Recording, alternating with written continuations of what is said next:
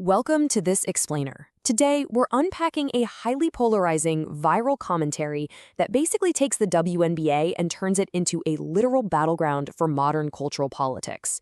We're looking at a deeply provocative take that uses professional women's basketball to debate gender ideology, economics, and what the creator views as the complete decay of meritocracy. It is a fiery, sprawling critique. And look, our goal here is not to take a side. Instead, we're going to break down exactly how this creator constructs their argument, step by step, to see what it reveals about the current state of our culture wars. Let's get into it. So, here is our quick roadmap for today. We'll start with the premise of the source material, dive into the economics of the WNBA, explore the central debate on transgender athletes in sports, look at WNBA culture and controversies, and finally, finish up with the creator's sweeping cultural conclusion. All right, Section 1, the premise of the source video. Let's look at the exact inciting incident that sparked this whole commentary. So, the source anchors his entire argument on a pretty wild premise: the idea that former male NBA players are mockingly trying to join the Women's League just to expose its inclusivity rules. The creator specifically highlights figures like former NBA player Enes Kanter-Freedom, who allegedly announced plans to throw his hat into the WNBA ring. According to the source, these players are literally weaponizing the league's own inclusive policies against it. He frames these ex-NBA players as quote-unquote patriots who are intentionally disrupting the system. The goal? To show how easily biological males could legally declare for the women's draft, which would basically force the WNBA to publicly define who is and isn't eligible to play. Moving on to Section 2, Economics of the WNBA. Let's explore how the creator uses the league's financial reality as a foundation for his broader complaints. Look at the stark contrast the creator draws here. He sets up a really harsh binary, completely dismissing the WNBA as an independent business. On one hand, he presents the NBA as this purely merit-based enterprise that generates massive revenue through genuine, organic consumer demand. But on the flip side, he relentlessly labels the WNBA as a charity. He claims it only exists because it's financially subsidized by the NBA, asserting that there's absolutely no genuine audience or real demand for women's professional basketball. The crucial point the creator is making here is his belief that society is subsidizing a product nobody actually wants to watch. But, the argument goes even deeper than just money. It's really about entitlement. The source argues that because WNBA players and coaches don't have to survive on the revenue they actually generate, they develop this incredibly entitled mindset. To the creator, they are essentially biting the hand that feeds them by demanding higher status and criticizing the very structures, like the NBA, that he claims keep them afloat in the first place. Okay, Section 3, Transgender Athletes and Sports. This right here is the central and without a doubt most explosive debate found in the source material. This strategy perfectly illustrates the creator's stated tactic, taking the rules so literally that they completely break the system. The source explicitly argues against trying to use traditional logic to debate the inclusion of trans women in female sports. Instead, he advocates for an accelerationist approach. He wants to, in his words, out-stupid the ideology by pushing the system to its absolute breaking point. By encouraging biological men to legally exploit inclusivity rules and dominate the competition, he argues you'd force administrators to literally watch their own policies destroy the very space they were supposed to protect. It's a burn-it-down mentality.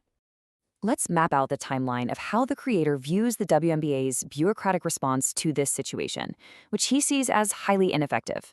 According to his interpretation, when faced with the prospect of biological men declaring for future drafts, the WNBA leadership totally panicked.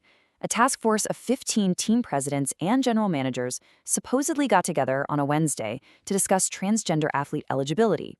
But, as the creator gleefully points out based on reports, they walked away from that hours-long meeting without arriving at any concrete eligibility rules whatsoever. Zero. For the source, this quote is the ultimate punchline. He relentlessly mocks this corporate process, using this specific outcome to validate his belief that the league is completely disconnected from reality. He sees this endless cycle of meetings, task forces, and PR statements as the chaotic natural result of prioritizing ideology over biology. He argues that the administration is so trapped by its own commitment to absolute inclusivity that it physically cannot define its own boundaries anymore, which just paralyzes the entire organization. Let's move to Section 4, WNBA Culture and Controversies.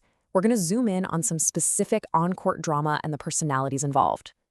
To make sense of the rapid-fire grievances in the source, we can look at how the creator uses specific incidents involving players Sophie Cunningham and coach Cheryl Reeve. First, he points to a physical hit on Cunningham during a game. According to the source, the attacker allegedly justified this hit by blaming white privilege and socioeconomic factors. He then contrasts that with coach Cheryl Reeve, noting that she wore a Trans Kids Belong shirt specifically to spite and troll Cunningham, who had previously stated that sports need to be protected for biological women. The creator connects these dots to paint the league's internal culture as petty, ideologically captured, and openly hostile to anyone expressing a dissenting view. The creator really zeroes in on Coach Reeves here, highlighting what he perceives as a massive, glaring paradox in her worldview. He points out that Reeve frequently complains to the media about the lack of female head coaches in college and professional basketball. Yet, at the exact same time, she acts as a vocal advocate for transgender inclusion in women's sports. To the creator, it is utterly absurd to demand exclusive protections for female coaching jobs while you are simultaneously advocating to dissolve biological boundaries on the court. The source frames this coaching debate as a fundamental flaw of modern culture, the difference between equal opportunity and equal outcome. In his view, if you just ensure a fair starting line, giving everyone an equal chance, you'll naturally see more male coaches based on pure competence. But by forcing an equal finish line, like artificially mandating that half of all coaches must be women, he argues society is rejecting observable reality. To him, solving for outcome actively punishes competence just to spare people's feelings. Finally, Section 5, the creator's cultural conclusion.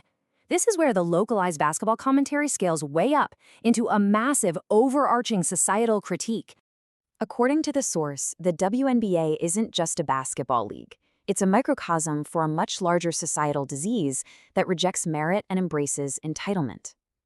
The creator asserts that our current culture actively caters to the weakest, most entitled individuals, rewarding them with attention and validation online. He argues that ideological dogma has completely replaced observable reality to the point where absolute inclusivity is literally destroying the definitions of words like woman or American. Ultimately, he sees a society dominated by people demanding respect and compensation without actually contributing anything of tangible value. He connects the league's subsidized economics directly to his view of socialism, arguing that both systems demand reward without requiring the production of value. For the creator, the WNBA player demanding higher pay despite low league revenue is the exact same archetype as the college-educated liberal demanding socialism. In his eyes, both groups are trying to bypass the meritocracy altogether. They want to be valued inherently, regardless of their actual output, relying on a system that forcibly subsidizes their existence rather than earning their keep in a free market. We've seen how this one creator uses the WNBA to launch a sprawling offensive against modern inclusivity, equity policies, and the concept of a subsidized economy. Whether you view his arguments as a harsh but necessary reality check, or as inflammatory and fundamentally flawed, it's undeniable that the basketball court has become just another front line in the culture war. So I'll leave you with this provocative thought. As we watch these battles unfold in real time, are we actually cheering for the athletes, or are we just rooting for our preferred ideology to win the day? Thanks for joining me on this explainer. Keep questioning everything, and I'll see you next time.